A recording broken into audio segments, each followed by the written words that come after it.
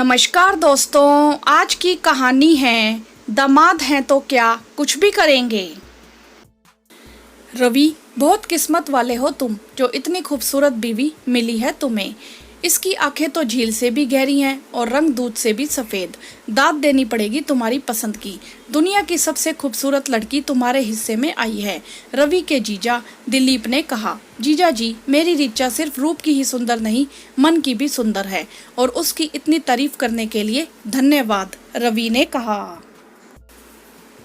रवि और ऋचा एक ही कॉलेज में पढ़ते थे। दोनों ने अपने पसंद से शादी की थी। रवि ऋचा से बहुत प्यार करता था और ऋचा भी उस पर जान छिड़कती थी। बाकी सब तो बहुत अच्छे थे परिवार में, लेकिन ऋचा को अपने नंदोई दिलीप जी का व्यवहार अजीब लगता था। हद से ज्यादा उसकी तारीफ करना, बेहुदा मजाक करना और अजीब तरह से उसे देखना ऋचा को पसंद नहीं था।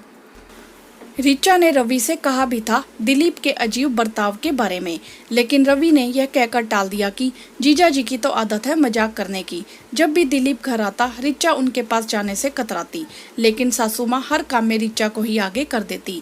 एक बार जब दिलीप घर आया तो ऋचा ने चाय नाश्ता तैयार करके रवि के हाथ भिजवा दिया और खुद नहीं गई, क्योंकि जब पानी देने गई थी, पैर छूने झुकी तो उसके हाथ पकड़कर दिलीप ने कहा था, अरे नहीं ऋचा, रहने दो, हम इतने भी बड़े नहीं कि हमारे पैर छुओ, हाय हेलो किया करो।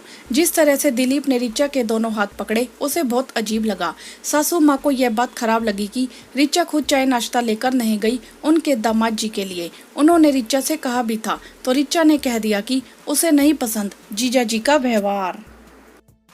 सासू माँ ने हंसकर यह कहकर ऋचा को चुप करा दिया कि दामाद जी की तो आदत है हंसी मजाक करने की, और तुम्हारे साथ तो रिश्ता भी हंसी मजाक वाला ही है, और कुछ तुम्हें बुरा भी लगता है तो नजरअंदाज कर दिया करो।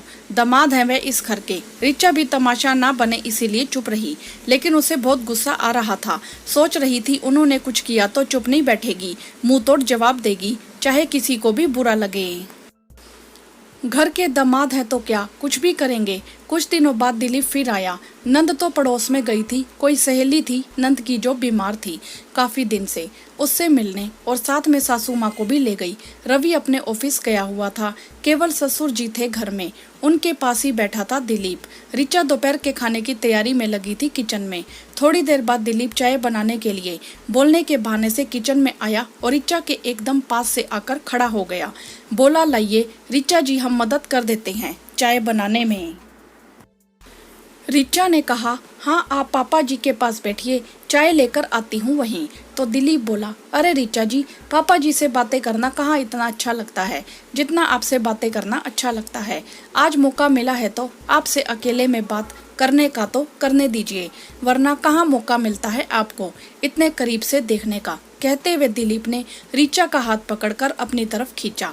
दिलीप की हरकत ऋचा के लिए असहनीय थी। ऋचा ने आव देखा ना ताव दिलीप के गाल पर खींच कर 2 थप्पड़ जड़ दिए और कहने लगी, आपकी हिम्मत कैसे हुई यह सब करने की? घटिया किस्म के इंसान हो यह तो जानती थी, लेकिन इतना गिर जाओगे यह कभी नहीं सोचा था। इस गलतफहमी में मत रहना कि मैं यह सब किसी को बताऊंगी नहीं।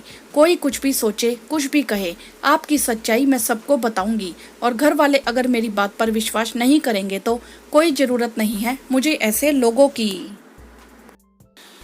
अबला नारी मत समझ लेना मुझे, गलत का विरोध करना आता है मुझे अच्छी तरह से, और आप जैसे लोगों से निपटना भी। इसी वक्त से 10 कदम दूर रहना मुझसे, समझे? वरना 2 थप्पड़ आज अकेले में पड़े हैं, कल सबके सामने पड़ेंगे और कहीं मुंह दिखाने के लायक नहीं रहोगे। इस भ्रम में मत रहना कि इस घर के दामाद हो तो कुछ भी करोगे। दिलीप कुछ बोल पाता उससे पहले ऋचा के ससुर जी आ गए और बोले, क्या हुआ ऋचा बेटा, कुछ आवाज हुई थी अभी? ऋचा ने कहा, कुछ नहीं पापा जी, एक चूहा था ज्यादा उछल रहा था, मैंने उसे उसकी सही जगह दिखा दी। आप लोग हॉल में बैठिए, मैं चाय लेकर आती हूँ। ऋचा के ससुर जी दिलीप को अपने साथ ले गए। ऋचा की नंद बहुत भोली थी इसीलिए उससे कुछ नहीं कहा, लेकिन रवि को सब कुछ बता दिया था। ऋचा की नंद के 2 बच्चे थे और दिलीप अपने बीवी और बच्चों को बहुत खुश रखता था। थप्पड़ के बाद अक्सर रिचा और दिलीप का आमना सामना होता था, लेकिन बस दूर की राम राम थी। रिचा ने उस दिन जो बहादुरी दिखाई, उसका प्रतिफल यह हुआ कि दिलीप हमेशा उससे दूर ही रहता, कभी बात करने की कोशिश भी नहीं की। रवि को सब कुछ पता था, इसीलिए उसने रिचा पर कभी दबाव नहीं बनाया अपनी बहन के घर जाने के लिए या अपने जीजा से बात करने के लिए। हाँ, सासू माँ को बुरा लगता था, लेकिन रिचा उनको नजरअंदाज कर देती। दोस्तों, अगर दिलीप जैसे भेड़िए हमें दिखें अपने आसपास या रिश्तेदार में, तो उनसे डरने की बजाय उनका डटकर सामना करना चाहिए और उन्हें उनकी असली औकात दिखानी चाहिए। हाँ तो दोस्तों, क्या रिचा ने सही किया? आपकी इस विषय में क्या राय है? आप हमें कमेंट करके जरूर बताएं। वीडियो को लाइक करें, शेयर करें और चैनल को सब्सक्राइब भी करें। धन्यवाद।